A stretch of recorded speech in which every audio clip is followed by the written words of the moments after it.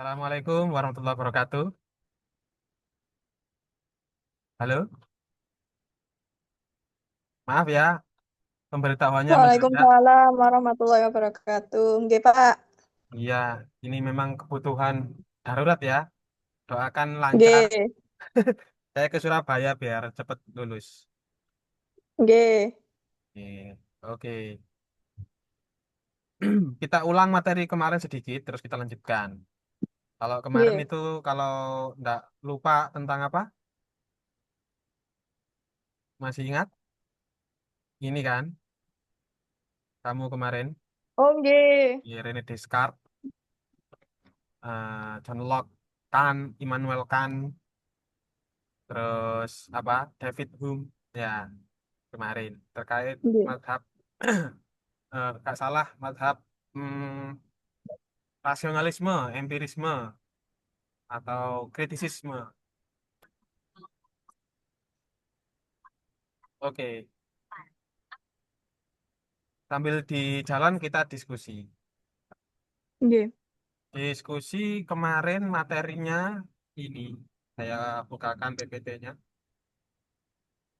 sebentar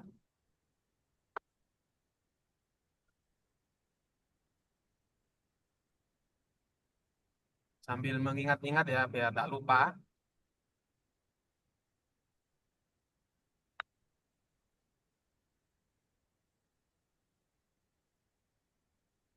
Ya, jadi memang kita kemarin kan ngomongkan masalah ini ya, eh, etika yang bisa kita ambil, madhab rasionalisme yang digunakan untuk memecahkan permasalahan sehari-hari di sekeliling kita. Ya, kemarin sudah saya terangkan ya, tentang banyak hal, terutama aduh, aduh, tidak apa ya, Greg? Di jalan ya, maaf ya. Aman, aman, aman, aman. Selamatlah. Maaf ya, Rek ya. Maaf, maaf, maaf, maaf. Nggih, Pak. Ndak apa-apa. Oke. Ya, contoh yang kemarin masalah mana nih? Ini kan masalah eh Yang banjir di Pacet kemarin, Pak. iya, ini kan banjir, masalah lingkungan. Ini kan Nggih. ini fotonya ini nggak salah ya. Ini fotonya di Pacet dulu itu yang awalnya ke sebelah kanan ini eh sekarang, yang dulu itu seperti ini. Tuh hancur. Sekarang jadi wisata ya. Nggih, jadi wisata. Permasalahan ini juga dialami di Papua ini ada kayak gunung yang habis ya, gunung emas ya, dihabisin dari kayak masalah di Indonesia itu gitu.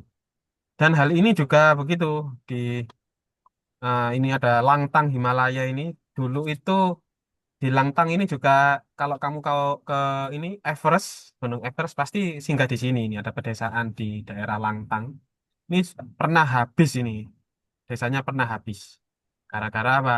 Ada gletser gitu ya yang eh, setelah badai salju, akhirnya saljunya itu nutup seluruh desanya itu mati semua. Ada orang Indonesia dulu mati juga, yang ke Himalaya ini mati semua. Banyak masalah-masalah alam ya yang harus kita pecahkan, terutama di Mojokerto ini. Saya ingat-ingatan kembali kemarin. Eh, Nggih. tapi biasanya pemerintah itu ngasih bantuan. Solusinya itu dia tidak berpikir, tapi langsung ngasih bantuan langsung tunai. Biasanya ada yang berupa uang, ada yang berupa barang, sembako gitu ya, untuk sementara. Tapi keberlanjutannya nggak dipikirkan. Nah, menurutnya mazhab filsafat yang rasionalisme, nggak rasional ini. Kita harus berpikir memecahkan masalah itu secara rasional. Loh, contohnya yang di Langtang ini eh, pemerintah mereka juga ngasih ini, ngasih bantuan berupa solar panel ya untuk sementara. Dia solar panelnya ini untuk listrik. Nah, untuk listrik. Ini saya screen capture di National Geographic. Memang di sana akhirnya kayak masyarakat sana juga memanfaatkan betul itu. Yang awalnya nggak ada listrik, sekarang jadi listrik mudah di mana-mana. Tinggal diinstal, jadi. Akibatnya apa?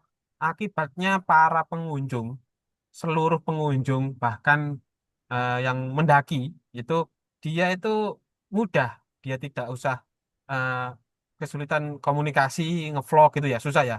Sekarang nggak susah lagi karena Iya. ada listrik di mana-mana. Lah ini yang sebelah kanan ini, dia ngecas pakai listrik aja. Tapi efeknya apa? Kan kita bisa berpikir, ya, kita kan bisa berpikir. Ternyata efek sampingnya ketika mereka itu punya teknologi, mereka ndaki itu tidak membawa perbekalan yang komplit. Akhirnya apa? Mereka ke sana ngevlog ya. Nah, bawa kamera, bawa komputer. Jadi nggak kayak dulu lagi. Awalnya memang akhirnya ketergantungan. Survival mode-nya mereka hilang. Katanya Pak Irfan, survival mode-nya hilang. Nah, jadi mereka Oke. kalau nggak eksis di medsos pasti akan habis gitu. Menurutnya anak-anak muda sekarang. Iya ya, teman-teman juga gitu ya. Oke, benar, Pak. Benar. Kalau kamu ke mana, ke pegunungan daki gitu, pasti bawa wajib bawa ini ya, bawa kamera ya. Wajib, Iya, Pak, wajib. wajib. Kalau nggak bawa kamera nggak eksis nih. Iya ya. Video ngevlog gitu ya. Nah, hal ini kan eh, perlu kita sadari ya. Cik, sebentar, sebentar, sebentar.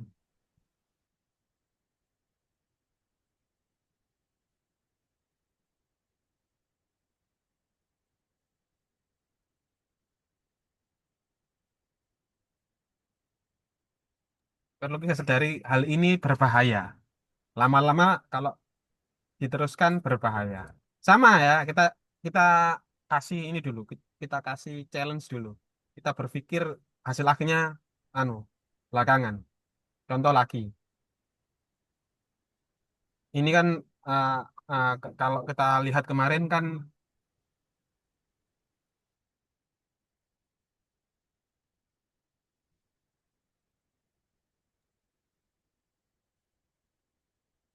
oke, ini kan kalau dari sisi kita mendaki kan awalnya kan memang untuk ini ya, untuk peduli lingkungan gitu ya, kita mencintai alam. Lama-lama untuk Iya. eksistensi ngevlog aja.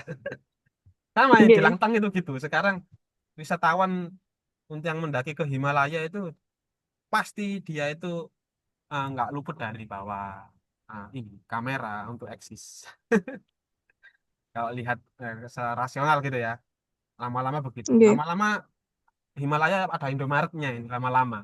Lama-lama ada perkotaan, ada macam-macam lah. Karena saking banyaknya orang yang ingin ke Himalaya. Padahal awalnya kan kita ini ya untuk lingkungan ya. Terus bagaimana kalau alasannya dengan kalau kita lihat alasannya ya secara rasional kita mencintai lingkungan ini kalau segi ini eh, pendidikan dan agama apa kira-kira alasannya teman-teman? Kalau saya lihat ya lingkungan kalau kacamata agama juga perlu diluruskan juga. Ada sebagian hal di dunia pendidikan kita atau di agama, fokus agama, itu kadang itu tidak memperhatikan sisi lingkungan. Contoh ini ya, ada di sebelah kanan ini gambar Masjid Istiqlal ya. Ini Oke. memang ada Oke. pilar-pilar, jumlahnya itu nggak salah ya. Di Istiqlal kalau saya hitung ini ya, 1, 2, 3, 4, 5, 6, 7, 8, 9. Ada 9 pilar yang menopang kubah Istiqlal. eh Kubah ini kan kayak apa namanya, cepungan gitu ya, kayak apa, kalau kita ke masjid kan kalau kita lihat atas kan biasanya kan ada kayak kubah gitu kan. Nah, sebenarnya Iya. kubah itu kan fungsinya itu kan pemicu ya. Kalau menurut saya nih ya, kalau salah silahkan di di cross check. Kalau kita lihat kubah itu fungsinya kan alat pemicu untuk kita itu lebih ada transfer uluhiyah, ada sense of uluhiyah, ada sense of ada kehadiran Tuhan ketika kita itu melihat kubah itu, iya kan? Sama Oke. Oke. kalau di gereja-gereja juga biasanya itu ada kubah. Itu fungsinya itu awalnya itu memang ketika kita lihat atas itu, ketika berdoa itu kita merasakan kehadiran Tuhan di situ. Tapi lama-lama kubah itu begini, Rek. Kalau saya boleh menggambar ya, saya ini kan. saya mau menggambar biar lebih paham lagi. Kubah itu kan gini toh bentuknya. Nah, gini kan. Nah, Nggih, lah ini kan cukup ditopang hanya dengan apa pilar tiga mungkin cukup ya, satu dua sama tiga ini kan cukup, tapi ketika dia nggih, kita lihat di Istiqlal tadi, kubah ini beralih fungsi jadi awalnya itu untuk sense of uluhiyah, jadi identitas. Kalau kita pakai pilar ini sembilan ini seolah-olah memetaforiskan bahwa eh, lebih syahdu, ini sembilan ini merepresentasikan wali songo misalkan misalkan ya, tanpa nggih, mempertimbangkan aspek lingkungan. Padahal apa? Ketika panas bumi menyinari kubah ini, ya dia akan menyebar. Menyebarnya itu kan ke tiang-tiang ini. Menyebarnya kan ke tiang-tiang bawahnya ini kan. Menyebarnya kan ke tiang-tiang begini. Lah, semakin banyak pilar, resapannya kan semakin banyak panasnya ini. Awalnya itu untuk sense of uluhiyah, akhirnya penghantar panas justru. Akhirnya apa? AC yang di dalam kubah ini, yang awalnya cukup tiga, jadi lebih dari tiga. Satu PK jadi lebih dari satu PK. Nah, ini kan tanpa memperhatikan aspek lingkungan. Dalam agama pun kadang-kadang kita itu di masjid itu ya, tanpa memperhatikan lingkungan, akhirnya apa? Kita belum kuat ternyata di agama. Intinya itu apa permasalahan lingkungan ini di kacamata agama belum begitu dikaji. Nah, kembali ke yang awalnya sense of uluhiyahnya juga kita beralih fungsi. Jadi gaya-gayaan lah. Contoh kamu ke Surabaya, lihat banyak bangunan itu kan, bangunannya kan bentuknya kubah-kubah gitu juga. Padahal rumah biasa, gitu kan. Dibuat untuk dari desain. Jadi banyak permasalahan, permasalahan yang masih kita belum selesaikan. Tadi itu masalah kacamata ini juga ada mata. Oh ini aja Pak, dialih fungsi aja sebagai wisata, kan ya. Habis banjir, misalkan habis kayak Ranu Maduro itu kan habis dikeruk gitu ya, kan jadi kan jadi wisata ya. nggih, Nah, wisata pun itu kan nggih, juga jadi jadi wisata. masalah, masalah lagi. Saya ke sana dengan teman saya ini ditarik beberapa banyak tarian gitu ya. Jadi rebutan ini, jadi banyak pungli di situ. Ada tarif yang tidak masuk akal. Misalkan kamu ke Banyumanas Panas ya, macet ya di Delundung itu. Di mana Banyumanas itu? Kamu lihat berapa tarian itu di sana. Jadi komodifikasi di situ. Yang awalnya itu untuk penghijauan, sekarang untuk komodifikasi untuk uang. Dan hal ini sebenarnya ada ya karena ada GPT ya. Nah, ada GPT bisa kita itu bisa mensimulasikan nanti kalau dijadikan begini bagaimana hasilnya. Nah, hal-hal seperti ini ternyata masih kita belum selesaikan dan masih banyak di sekeliling kita yang menjadi permasalahan. Alasan-alasan seperti ini ternyata tidak selesai kalau kita tidak pakai madhab rasionalisme tadi. Nah, di sini makanya tadi ada ini ya, kemarin saya ulang lagi, ada harus ada fondasi kuat agar lingkungan ini selesai. Salah satunya itu ini Christopher D. Stone, Dr. Stone, ya Dr. Stone. Dia nulis 5 halamanan. Judulnya itu Should Trees Have Standing? Apakah pohon ini butuh hak untuk dilindungi? Gitu kan kemarinan ya. Nah, ini memang begitu, memang dulu di pengadilan begitu ada yang PT tambang gitu ya, ada masyarakat, ada orang yang peduli dengan lingkungan, macam-macam mengumpul semua untuk untuk sekedar memberikan hak oleh apa namanya pohon ini, apakah boleh ini dia hidup, apakah ditebang aja ini. Nah, kayunya nanti dibuat untuk ini, kayunya dibuat untuk pembangunan, atau kalau di kita, kalau di kita itu kan batu ya, batunya ini apakah kita biarkan aja ya. Toh batunya nanti itu buat pondasi, buat jalan di pelosok-pelosok desa biar lebih maju di Papua, misalkan. Atau di desa-desa kalian kan sekarang kan cor-coran semua. Ya. Bolehkah kita membiarkan itu kan toh juga untuk kemaslahatan umat. Gitu kan. Katanya PT-PT batu-batu itu. PT-PT yang ngeruk-ngeruk gunung itu kan, begitu kan. Nah, Apa sudah saya record, Rek? Oh, sudah. Nah, ini Dr. Stone ini dia mengemukakan dengan rasionalnya dia berpikir gitu ya, apa haknya ini sebuah pohon ini untuk dilindungi. Ternyata dia nulis itu isinya should trees have standing itu ada namanya legal standing, ya namanya ethic of care, perwalian tadi yang kemarin saya omongkan. Kalau anak saja yang tidak bisa berpikir secara logis, itu butuh perwalian atau komunitas yang melindungi agar anak ini bisa tidak kena tindakan kekerasan rumah tangga atau pencabulan atau tindakan penculikan lah dan lain-lain. Bahkan yang anak kecil yang tidak punya akal pun ada haknya untuk dia itu dilindungi. Nah, ini kan dilogikakan, dianalogikakan sama dengan pohon. Dia nggak punya pikiran, tapi kita punya komunitas, punya orang-orang yang peduli dengan lingkungan. Ini berhak melindungi sama halnya dengan melindungi tadi itu anak. Nah, makanya eh, ini ethic of care, etika lingkungan berdasarkan legal standingnya kepedulian, care tadi itu. Dan ini halnya sama dengan wanita namanya ini Silent Spring judulnya ini ya, Silent Spring judulnya Re, Re, Rachel Carson ya. Ada juga film. Kamu kalau lihat film judulnya itu Green Book. Filmnya itu Green Book. Recommended banget ya. Kisah seorang kulit hitam di era 60-an yang dia itu ini ditindas di Amerika bagian selatan, semakin selatan itu semakin tertindas ya, karena dulu itu orang kulit hitam itu ini ya diperbudak sama orang kulit putih. Jadi perbudakan itu di sana itu sangat masif. Akhirnya tahun 70 ada undang-undang yang melepaskan tidak boleh memperbudak. Budak itu boleh bebas kalau dia itu dibeli gitu kan. Awalnya nggak boleh, akhirnya itu dibeli. Dengan cara apa? Dibeli mereka ya pakai uang. Nah, akhirnya mereka berternak kambing, punya ladang gitu ya. Tapi akhirnya tetap sistem itu tetap memperketat kulit hitam itu nggak boleh bebas. Dia tidak boleh membeli dirinya sendiri. Akhirnya apa? Semakin ditekanlah dia. Akhirnya apa?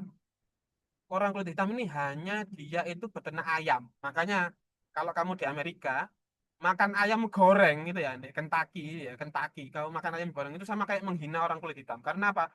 Dulu itu mereka tidak bisa beli daging, nggak bisa makan daging. Yang dia bisa makan itu cuman ayam. Makanya itu ayam goreng jadi perlawanan, simbol perlawanan orang kulit hitam. Sampai sekarang.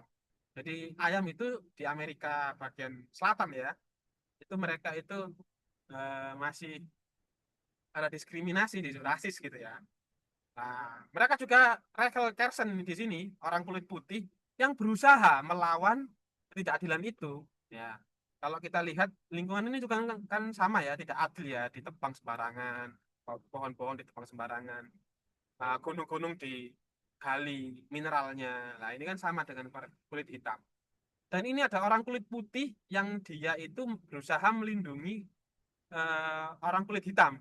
Padahal dia orang kulit putih. Gara-gara apa? Suaminya itu bukan orang kulit hitam ya, suaminya orang kulit putih tapi rasis banget. Orang kulit hitamnya itu misalkan gitu ya, dia punya pekerja dua orang, dikasih makan sama istrinya ini, namanya Rachel Carson ini. Nah, habis minumnya orang kulit hitam ini lemon, pada waktu itu lemon ya, ini dibuang sama suaminya, nggak dicuci, soalnya takut rasis ya. Bahkan orang Itali yang darahnya half bloodnya orang Amerika, orang Itali yang dia itu atau orang Spanyol atau orang non Amerika yang dia itu di situ itu juga masih kena rasis sama orang kulit putih, saking rasisnya orang kulit putih pada 60, era 60 sama 70, era 60 70 itu rasis banget. Dia bersuara sampai sekarang akhirnya setara semua gitu ya. Nah, itu akhirnya sampai kalau kita ngomongkan Immanuel Kant, madhabnya Immanuel Kant itu kan ada namanya kalau disebutkan itu ada tiga filsafat yang dia keluarkan. Ada yang namanya kritik der Reinen Vernunft, Kulturskraft, sama Het Recht gegen Achten de Wetten aan. Ada tiga madhab yang dia keluarkan. Ada tiga pemikiran yang dia keluarkan untuk melawan tirani, rasisme, perlakuan tidak adil, gitu ya di lurus bro, lurus bro. Ya, nama kalau di bahasa Inggris kan namanya itu madhabnya itu pure reasons. Jadi reasons yang pure tanpa ada motif apapun, atau kalau kita bahasakan apa ya, goodwill lah, niatan baik, tidak ada embel-embel uang, tidak ada embel-embel motif pangkat gitu ya. Nah, ini makanya sampai akhirnya dibuat pemikiran di New Zealand, di berita, uh, dimasukkan koran ya. New Zealand River is the worst first legal person. Jadi di New Zealand kamu bisa lihat ya, rivernya itu dia punya hak seperti seorang manusia pada utuh, pada mestinya. Kalau kita buang sampah ke sungainya New Zealand, kamu kena sanksi, kamu kayak melempar, misalkan puntung rokok kamu lempar ke mukanya orang, itu sama kayak kamu melempar ke sungainya di daerah New Zealand. Ya kena denda juga. Bunuh merpati di New Zealand sama gitu ya. Nggak boleh kita bunuh sembarangan, harus ada izinnya. Kalau merpatinya terlalu banyak boleh, harus ditembak. Tapi kalau uh, kamu tiba-tiba nembak tanpa ada izin, langsung lah kau masuk penjara ya. Sampai ini ya, di mana lagi nih, di yang lain, giving voice to right towards legal standing for non-human animal. Jadi eh, jadi banyak sekali yang kita contoh begini. Kalau kamu seorang presiden ya, kalau kita lihat sederhananya, kalau kita lihat pemikirannya Kant ya, yang pure reasons ini, kamu kalau jadi presiden itu kan satu orang, dia itu banyak berkontribusi bagi negara, punya uang banyak, punya power banyak. Dan dengan satu orang ini, negara ini survive. Kalau kamu pure reasons, ya, pure reasons, kamu lebih mementingkan satu orang ini daripada banyak orang. Gitu. Ya kan, misalkan kamu ini seorang Prabowo, ya. Ada satu orang namanya Bill, misalkan, Pak Bahlil, Bahlil lah, Bahlil. Dia itu bisa menyelamatkan negara. Terus satu sisi ada banyak masyarakat yang dia protes, itu jadi tidak menghasilkan apa-apa. Ya, masyarakat itu hanya dikasih beban negara lah, ya hanya beban negara, tidak berkontribusi apa-apa. Kamu pilih yang mana, Pak Bahlil atau Pak masyarakat Indonesia pada umumnya? Jangan masyarakat Indonesia ya, masyarakat Konoha. Nah, yang mana? Nah, menurutnya reasons-nya kan, ya kita lihat mana yang paling baik ini ya, goodwill-nya kita yang mana gitu ya. Jadi, kalau lihatnya kan, ya kita harus menyelamatkan ini, menyelamatkan Pak Bahlil ini untuk agar Indonesia ini selamat. Goodwill ya, kita tidak ada tendensi apa-apa. Kalau mau selamat ya kita eh, ini memilih yang ini daripada yang itu gitu. Ya pure reason, tidak ada alasan apa-apa.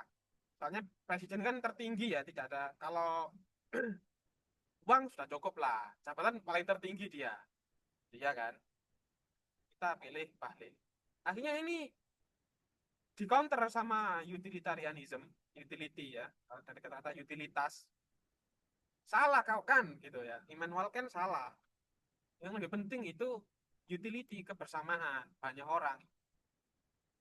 Kalau orang banyak itu lebih maslahah daripada satu orang. Ya kita tinggal satu orang ini.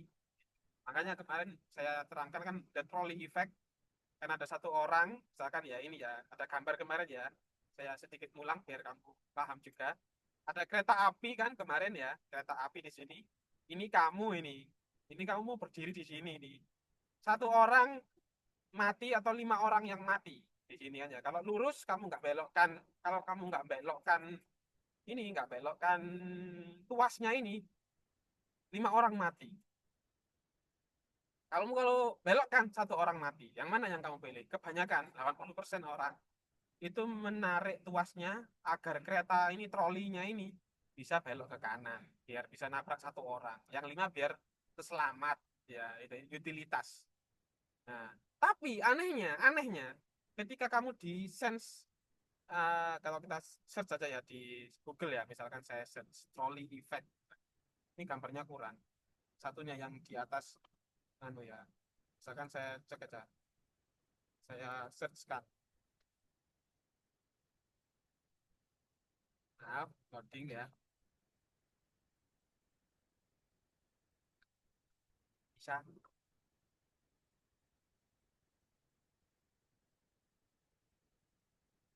bisa belok kiri, bisa lurus Pak.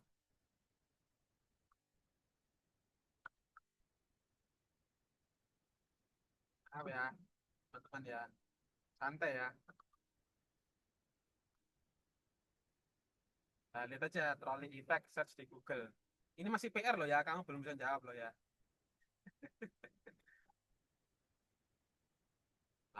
Ada gambar nih. Hanya dengan berpikir ini banyak ya imajinasi kita ya, banyak macam-macam ya. Kita lihat gambar.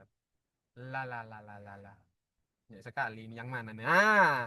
Tadi kan saya ngambil yang ini ya. Tadi kan saya ngambil yang ini. Sekarang kita lihat yang ini. Ada case lain di sini. Kita besarkan bisa nggak ya? Kita besarkan.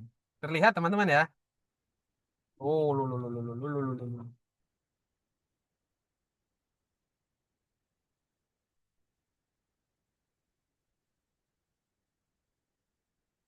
Nah, ini. Ini juga ada troli juga, kereta api ya. Sama. Tapi di sini itu di jembatan layang ini jembatan penyeberangan ini ya, kayak jembatan penyeberangan. Ini kamu, teman kamu ini agak gendutan, agak besar lah dia. Kalau kamu nggak dorong dia, troli ini akan menabrak 5 orang di bawahnya ini. Kamu milih yang mana? Lah, 80% tidak mau dorong. 80% jawaban itu nggak mau dorong. Ya, karena ada perbuatan aktif ini, mungkin ya, ada perbuatan aktif yang sekiranya membunuh orang ini berdosa. Ya, biarkanlah kereta itu nabrak 5 orang ini. Lah, pemikiran ini sangat kontradiktif dengan tadi itu yang ini. Ini kan juga sama-sama dorong, anu ya, sama-sama dorong tuas kan ya, mati satu. Kalau yang ini, tadi yang gambar tadi, kamu nggak mau dorong kan aneh di sini. Ya berusaha kalau didorong ini kan jatuh nanti si temanmu yang gendut ini, akhirnya kan menghambat laju troli, akhirnya kan 5 orang ini selamat. Ini rata-rata nggak mau milih yang itu, rata-rata 80% nggak mau pilih mendorong orang yang gendut ini di atas ini biar terjatuh terus ini berhenti gitu, nggak mau ternyata. Lah ini kan jadi perdebatan ya. Jawabannya kamu bisa lihat, ya kamu bisa lihat. Lo mau habis 10 menit lagi habis di evolution of ethic. Jadi etika ini ternyata berevolusi. Nah, enggak selalu menjadi patokan. Sebuah right, ya kebenaran itu tidak bisa berhenti di satu masa. Di setiap masa ini berubah tergantung dengan kondisi, kebutuhan dan konteks pada masa itu. Contohnya pada zaman dahulu, bahkan di agama kita, di agama Islam, itu laki-laki itu boleh menjadi saksi. Laki-laki itu punya hak menjadi saksi ya. Laki-laki itu punya hak menjadi saksi. Kalau perempuan satu orang tidak boleh di agama kita. Harus 2 orang, 2 orang perempuan. Kalau laki-laki cukup 1 orang. Kenapa tuh? Di agama Islam bahkan juga sama. Di apa hukum-hukum di orang luar juga sama begitu pada zaman dahulu. Jadi laki-laki itu punya hak bisa jadi saksi. Kalau wanita bagaimana? Tidak bisa.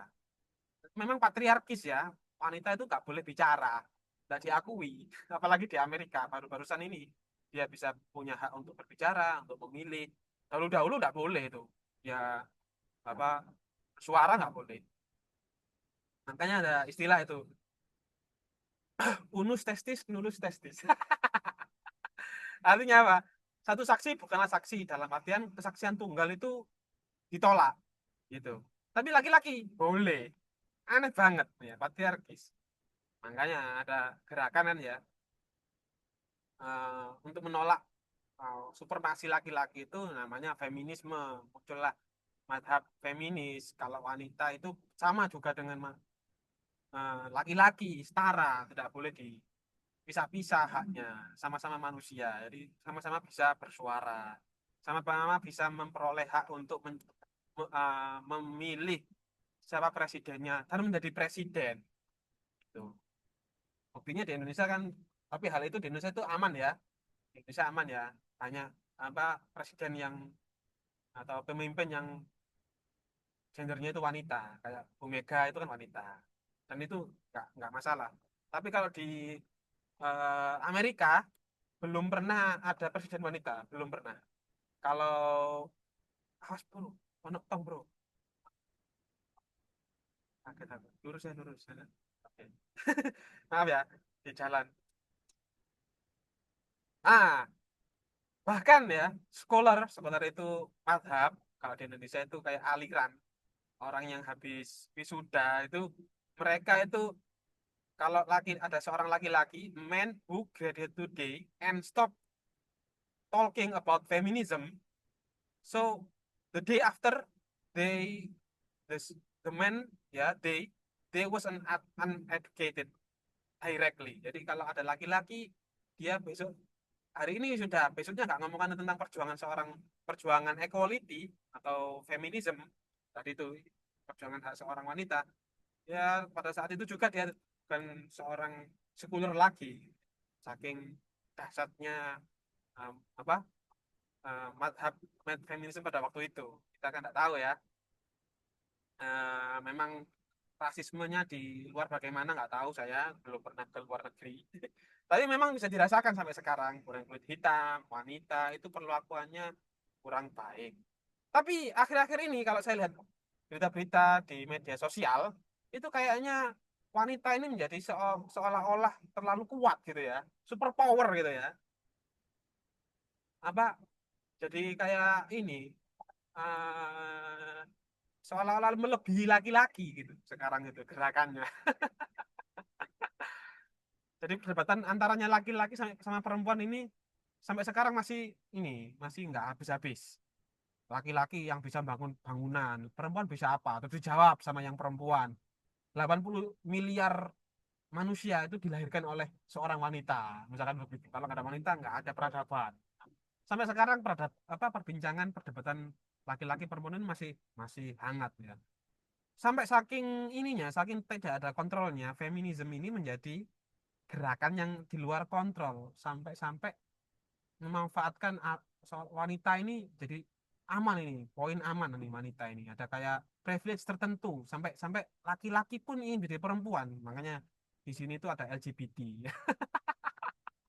Jadi berbahaya sekali.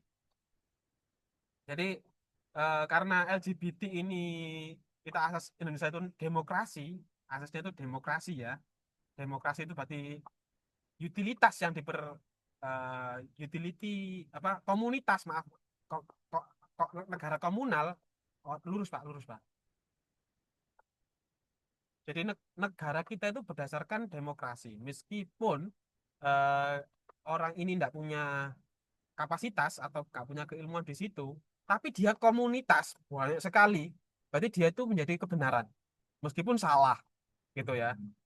Meskipun salah, eh, dia itu bukan ahli di bidangnya gitu ya, tapi dia itu banyak sekali, namanya demokrasi, dia banyak yang milih akhirnya kan, jadi dia jadi pemimpinnya meskipun dia bukan ahli. Itu kelemahannya demokrasi di situ. Nah, akhirnya apa?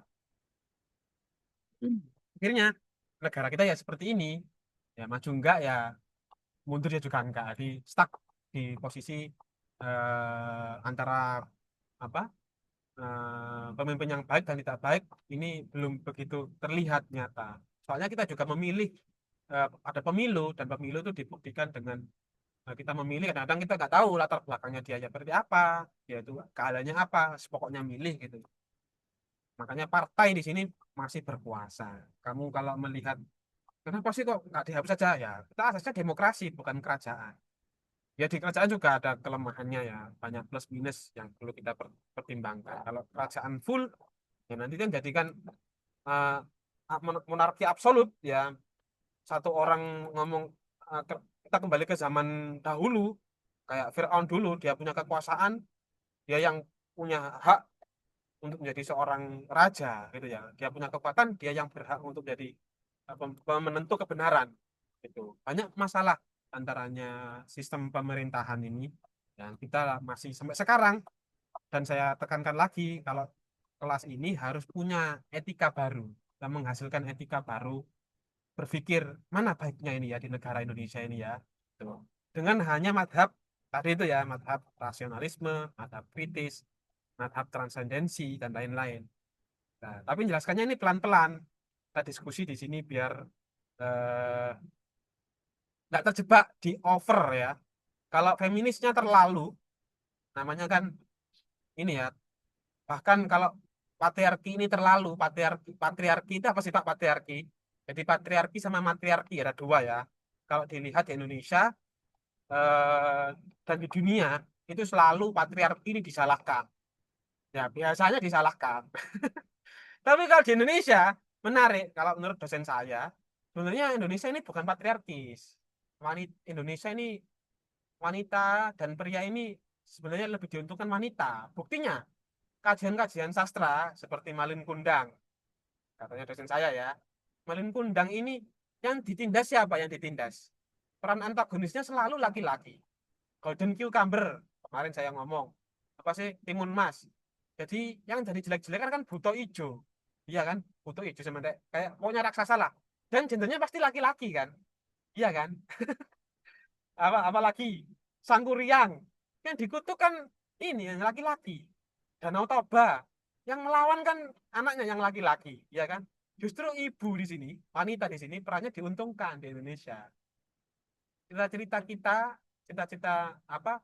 Lisan, apa sih istilahnya itu? Folktale, folklore, itu yang diuntungkan itu yang perempuan. Selalu yang ditekan-tekan ini justru yang laki-laki.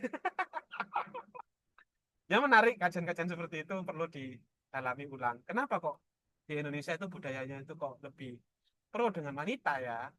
Di luar tidak ada itu cerita-cerita yang ya ada tapi jarang ya. Kalau di Indonesia ini kayaknya memang di ini kan diuntungkan. Dewi Sri yang apa? Kalau kita lihat kalau panen panen ini padi kan ada kayak cerita tentang Dewi yang menyuburkan padi itu kan itu yang baik-baik wanita gitu. Apalagi kamu banyak banyak yang ini daerah-daerah cita-cita lokal itu yang menguntungkan dan bisa diambil bahwasanya ternyata wanita ini juga dari dulu memang diagung-agungkan. Cuman semakin ke sini budaya-budaya itu sudah hilang. Nah, makanya kita berbicara lagi ini ya. Makanya itu kita ngomongkan